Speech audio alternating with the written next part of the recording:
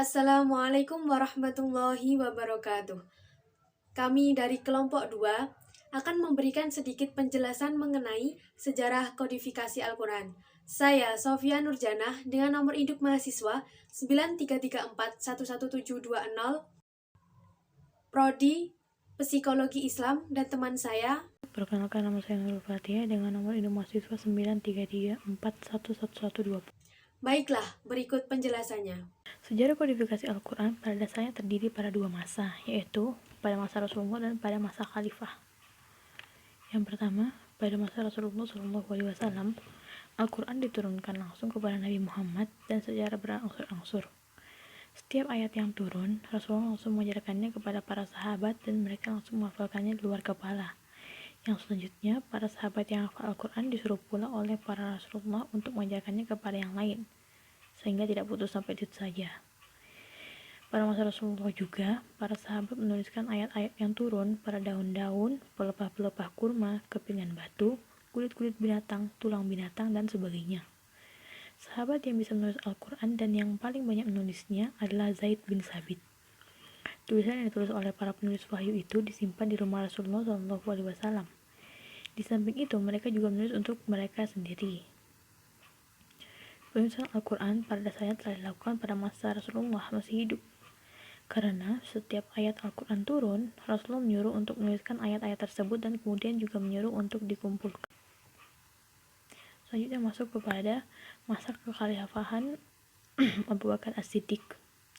Setelah Rasulullah meninggal, Abu Bakar diangkat menjadi khalifah. Dan dalam pergantian kepemimpinan ini, akibat pengaruh Musailamah Al-Kadzab yang mengaku sebagai nabi, dia berhasil mempengaruhi Bani Hanifah dari penduduk Yamamah sehingga mereka menjadi tidak mau membakar zakat, bahkan ada yang murtad dari Islam. Karena hal ini terjadilah perang yang dinamakan Perang Yamamah. Banyak sekali hafiz Al-Quran yang gugur pada saat perang itu. Ada sekitar 70 orang. Melihat banyaknya sahabat penghafal Al-Quran yang gugur, timbullah hasrat Umar ibn Khattab untuk meminta kepada Abu Bakar agar Al-Quran dikumpulkan dan dibukukan. Beliau khawatir Al-Quran akan berangsur-angsur hilang kalau hanya dihafal saja, karena para penghafalnya kian berkurang.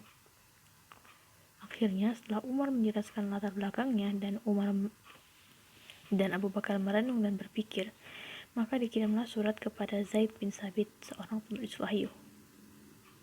Pada saat menerima surat tersebut, Zaid bin Sabit datang menemui keduanya dan mendengarkan apa permintaan mereka. Saat itu beliau tidak mau begitu saja memenuhi permintaan para sahabat karena beliau menilai untuk apa kita melakukan sesuatu yang tidak dilakukan pada masa Rasulullah. Menurut beliau itu salah. Tapi setelah dijelaskan kembali apa alasan dari permintaan tersebut, Zaid bin Sabit setuju dan akhirnya dibukukanlah ayat Al-Quran itu.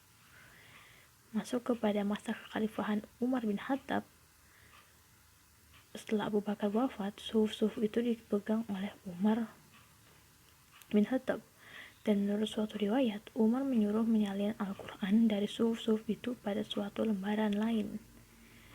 Yang sesudah Umar wafat, suhuf dan lembaran itu disimpan oleh anak beliau yang juga merupakan istri Nabi, Hafsah. Nyatalah dari berbagai riwayat bahwa Zaid bin Sabit menyempurnakan pentadwinan suhuf di masa Abu Bakar. Dan nyatalah pula dari berbagai riwayat bahwa yang menyimpan suhuf itu ialah para khalifah, di mana yang pertama adalah Abu Bakar, sesudah itu Umar, dan sesudahnya Hafsah.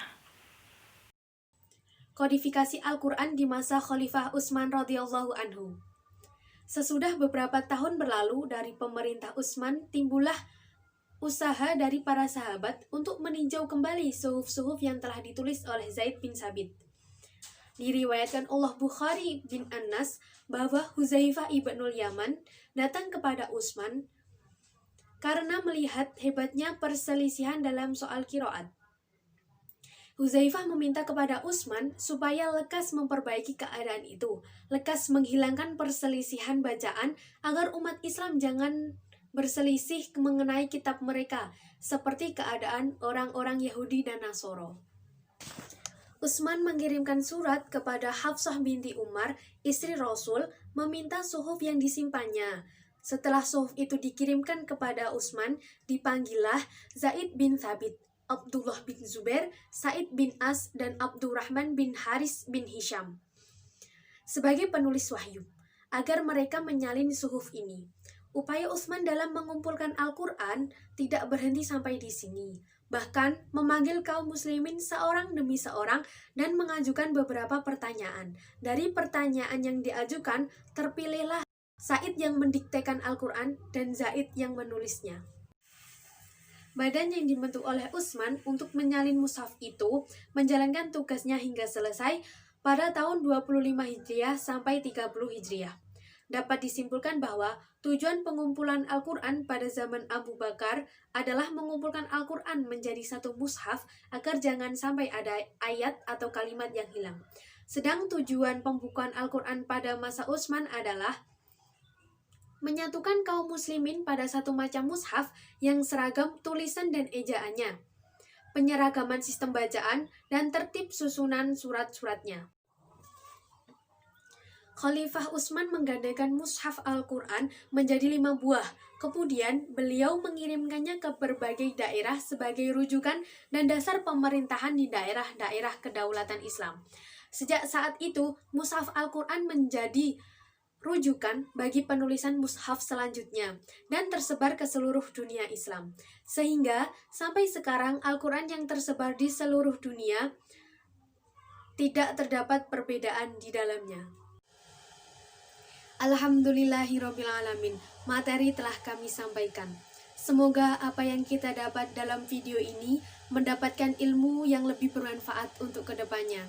Kami memohon maaf sebesar-besarnya apabila ada kata, kalimat, atau ucapan yang kurang berkenan atau kurang difahami. Terima kasih telah menyaksikan video ini. Akhirul kalam, wassalamualaikum warahmatullahi wabarakatuh.